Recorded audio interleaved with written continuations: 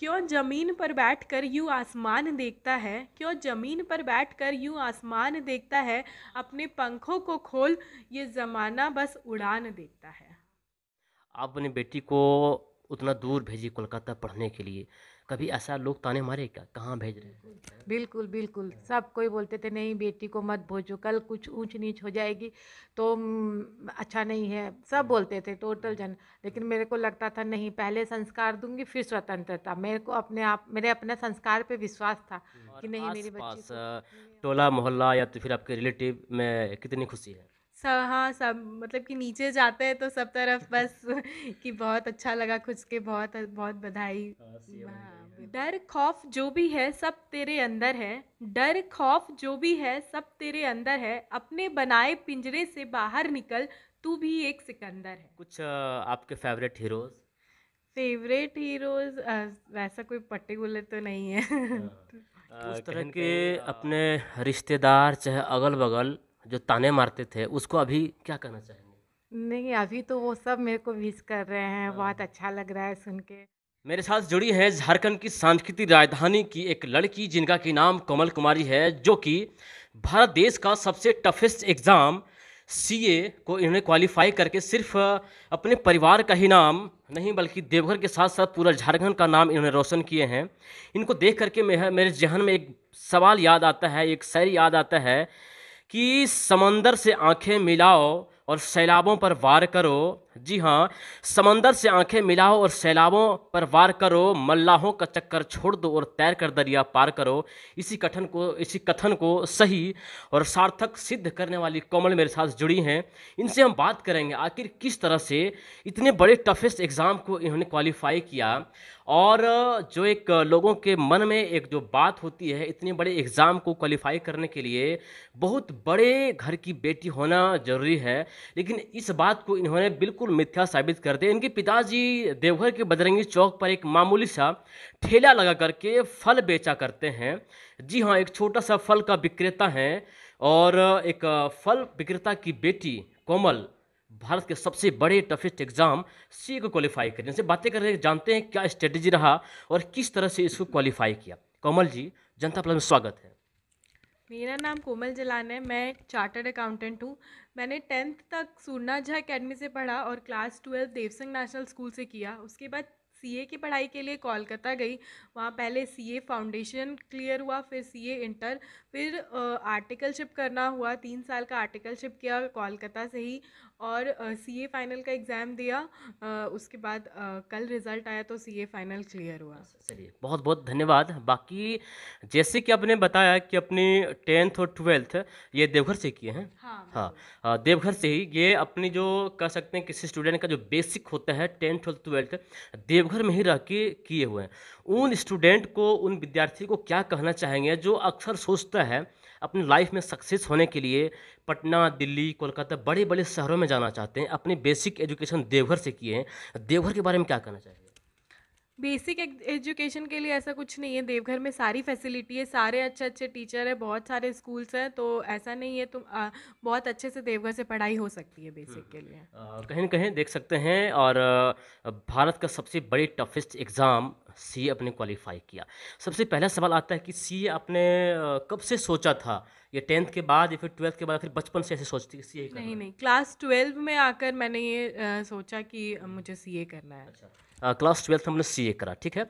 और किस तरह से सीए आपने कैसे अप्लाई किया? क्या अप्रोच रहता है इसके लिए? पहले तो क्लास 12 में जब एग्ज़ाम्स दिया, क्लास 12 का बोर्ड हुआ, बोर्ड के जस्ट बाद ही 2 महीना बाद ही सीपीटी का एग्ज़ाम्स होता है। जो अच्छा। इंट्रेंस एग्ज़ाम होता है सीए के लिए वो 2 महीना बाद ही बोर्ड्स के बाद होता है। तो वो उस टाइम पे 2 महीना था। उस टाइम पे मैं कोलकाता गई, वहाँ से क्लासेस वगैरह ली और फिर क्या कहते हैं एग्ज़ाम्स दिया और क्लियर हो गया था। अच्छा, फर्स्ट अटेम्प्ट में। हाँ, सीपीटी फर्स्ट अटेम्प्ट। बाकी हम ज़रा-सा चर्चा करना चाहेंगे, ये आपका जो सफलता है, सीए का सफलता में सबसे बड़ा और अहम योगदान आपके पीछे, सफलता के पीछे किसको देना चाहेंगे आप? सबसे बड़ा अहम योगदान तो मैं अपने मम्मी पापा को देना चाहूँगी, क्योंकि उन लोगों ने हमेशा सपोर्ट किया कि कर सकते हैं, तो फिर सब पूरा पूरा श्रेय उन लोग को ही जाता है। कहीं न कहीं एक स्टूडेंट का लाइफ में मम्मी पापा का बहुत बड़ा योगदान रहता है। बाकी आपकी जो प्रिपरेशन है, जो टीचर्स हैं, आपका जो मेंटर्स हैं, उनका कितना बड़ा सहयोग रहा है? टीचर्स तो ऑब्वियसली बहुत बड़ा रोल प्ले करते हैं, उनके बिना तो इम्पॉसिबल पॉसिबल ही है। नहीं है। हाँ, हाँ। टीचर्स तो स्टार्टिंग से ही क्लास 10 12 सारे ही टीचर्स जो थे वो मोटिवेट करते रहते थे कि तुम बहुत अच्छा कर सकती है, बहुत आगे बढ़ेगी, तो वो खुद में भी लगता था कि नहीं कर सकते हैं। दरअसल फैमिली के बारे में आपका जानना चाहेंगे। आपके पापा भी सुनते हैं, छोटा सा ठेला लगाते हैं। हाँ, मैं हमारी फैमिली के बारे में तो है कि मेरे पापा फल का दुकान फल बेचते हैं और मम्मी हाउसवाइफ है। फिनेंशियल कंडीशन तो हम लोग का उतना सही नहीं था कि बाहर जाके पढ़ाई कर सके, बट था कि पढ़ना था, करना था, और मम्मी पापा का हमेशा सपोर्ट था कि अगर करना चाहती तो कराएंगे, तो फिर हो गया।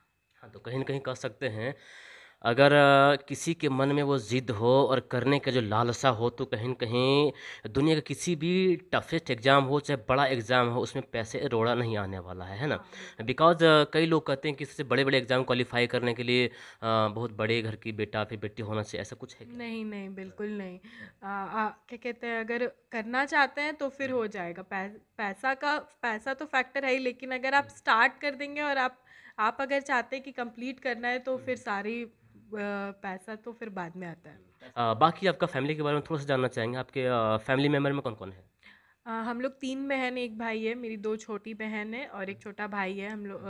छोटी बहन भी सीए कर रही है, और भाई तो अभी 12th का एग्ज़ाम दिया है, उसका भी सीपीटी क्लियर हुआ है।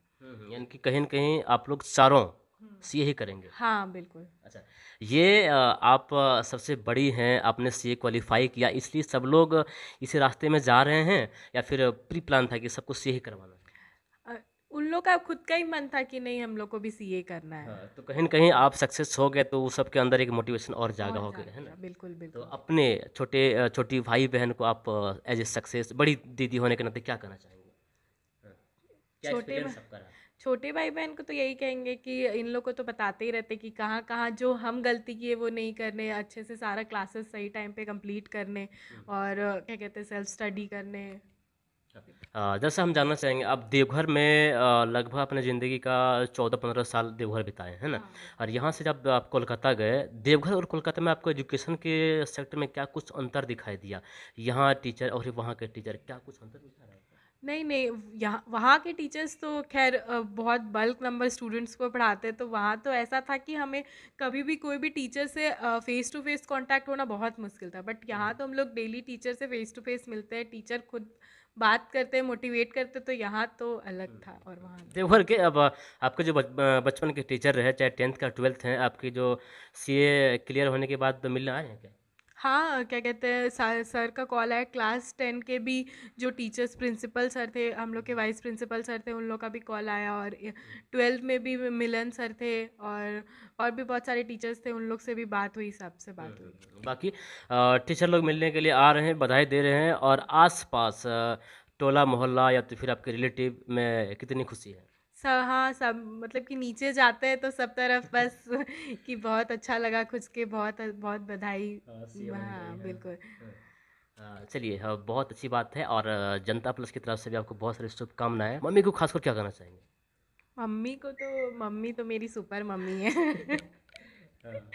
मम्मी तो जब मम्मी आप तो 10th-12 में पढ़ाई करती थी, तो घर का काम बहुत करवाती थी, या फिर आपको पढ़ने का समय देती नहीं थी? नहीं, बिल्कुल नहीं। मम्मी खुद से ही सारा काम की, कि हमारा तो वैसा नहीं था कि किसी को रख ले बर्तन वर्तन के लिए, तो नहीं, मम्मी हमेशा से शुरू से हम लोग को दूध रहे, पानी रहे, सब बेड पर देती थी जब पढ़ाई करते थे, तो बिल्कुल। देख सकते हैं अपने बच्चे को इस तरह से एक आशा और विश्वास को लेकर के पढ़ा रही हैं, मेहनत कर रही हैं, कहीं कि उसका फल आज कोमल दे चुका है। चलिए कि मम्मी से बातें करते हैं। सबसे पहले नाम जानना चाहेंगे, क्या शुभ नाम है आपका?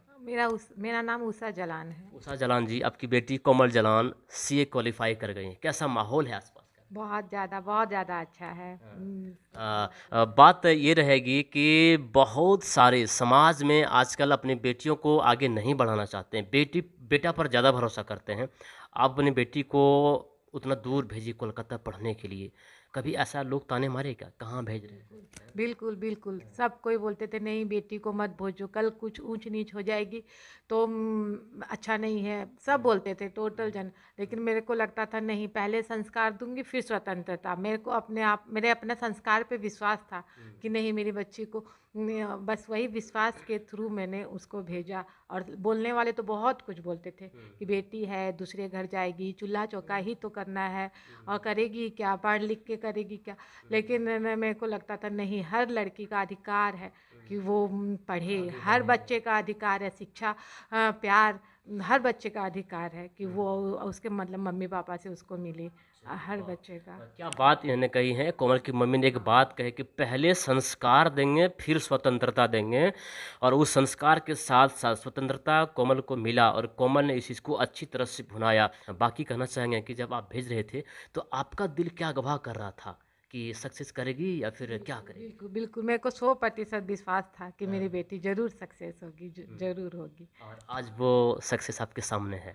हाँ बिल्कुल और बिल्कुल। बाकी और भी आपके 3 छोटे छोटे और इससे वो सबसे क्या उम्मीद आशा है? हाँ, उन सब से भी मेरे को पूरा 100% विश्वास है कि वो एक दिन जरूर सीए बनेंगे, जरूर। चलिए, आप जिस तरह से एक घर का स्थिति कहीं न कहीं ठीक नहीं है, एक आपके हस्बैंड कह सकते हैं, कोमल के पिताजी कह सकते हैं, छोटा सा ठेला लगा करके अपने परिवार का भरण पोषण करने के साथ साथ बेटी को पढ़ा रही हैं, कितना मुश्किलें आती रही पूरा? बहुत ज़्यादा आई मुश्किलें। कहने वाले कहे भी, मतलब जैसे मारवाड़ी में होता है कि हाँ थोड़ा हाई फाई रहना है, खान पान हाई फाई। मैं थोड़ी लिमिट चलती थी, मेरे को बोलने वाले, ताने देने वाले, हंसी उड़ाने वाले उड़ाते भी थे, लेकिन मैंने सब चीज़ को इग्नोर किया। बस मेरे को लगा कि नहीं, मैं ये पैसे जो भी थोड़ा सा बचा के बच्चे पर ही लगाना है। सब बोलता था कि बचा लो, शादी में काम आएगा, ये आएगा, लेकिन नहीं। कभी भी मेरे को गहना पहना कोई चीज़ का वैसा लालच नहीं रहा। मैं वो, यही मेरा गहना है असली, मेरा एक बच्चा बात है। हम भी कहना चाहेंगे, उस प्रकार के गार्जियन से जो सोचते हैं कि पैसा कौड़ी बचा करके गहना ले लें, गाड़ी ले लें, बड़ा बड़ा फ्रिज ले लें, बड़ा बड़ा बंगला बना लें। गहना आपका चोरी हो सकता है, गाड़ी आपका चोरी हो सकता है, लेकिन अगर आप बच्चे को शिक्षा देंगे वो कभी चोरी नहीं होगा। जो आप पैसे अपने बच्चे पर निवेश करेंगे, आज 10 लगाएंगे तो बच्चे आने वाले दिन में आपको 100 नहीं करोड़ दे सकते हैं। आज कोमल सीए क्वालिफाई करके देख सकते हैं, इसकी मम्मी ने अपने सब कुछ सपने, सब कुछ शौक रख दिए। बहुत बड़ी पार्टी में जाते होंगे, खासकर देखते होंगे कई लोग बड़े बड़े महंगे महंगे गहने पहने हुए हैं, लेकिन ये उतने गहने का शौकीन नहीं रहे। अपने गहने के सारे पैसे बचा करके अपनी बेटी पर लगाया, और आज वो गहना, आज वो चमक, आज वो नाम पूरा भारत, पूरा झारखंड देख रही है। और आने वाले दिन में अब आप छोटा मोटा क्या, बड़ा बड़ा गहना खरीद सकते हैं। हाँ, और एक बात कहना चाहते हैं कि अगर आप कोई भी चीज़ का फल अगर 1 साल चाहते हैं तो आप धान उगाइए, अगर आप 10 साल चाहते हैं तो फल का गाछ उगाइए, लेकिन अगर आप कोई भी चीज़ का 100 साल चाहते हैं कि मेरे को फल मिले तो अपने बच्चे को ज़रूर पढ़ाइए, ज़रूर पढ़ाइए। मैं अपने सब माता पिता को बोलना चाहूँगी कि अपने बच्चे पर विश्वास रखिए, दूसरे से कंपेयर मत करिए, और ज़रूर बच्चे करेंगे। चलिए, क्या बात है। और उस तरह के अपने रिश्तेदार चाहे अगल बगल जो ताने मारते थे, उसको अभी क्या कहना चाहेंगे? नहीं, अभी तो वो सब मेरे को विश कर रहे हैं, बहुत अच्छा लग रहा है सुन के। मैं कुछ नहीं कहने चाहूँगी उन लोग को। उन लोग को बस, वो लोग मतलब विश करते तो अच्छा लगता है बस। मतलब कल जो क्रिटिसाइज करते थे, आज वो विश कर रहे हैं। हाँ बिल्कुल, वही अच्छा लग रहा है सुन के। ओके। चलिए, बहुत बहुत धन्यवाद। ये है कोमल की मम्मी हैं, और कुछ और भी बातें करेंगे, हम लोग जानेंगे इनके, और भाई हैं, पापा से जो कुछ जानने का प्रयास करते हैं। हम देखते रहिए जनता प्लस को, तब तक के लिए जय हिंद, जोहार झारखंड। अभी तो असली इम्तिहान बाकी है, अभी तो असली उड़ान बाकी है, अभी तो लांगा है मैंने बस समुद्र को, अभी तो पूरा आसमान बाकी है।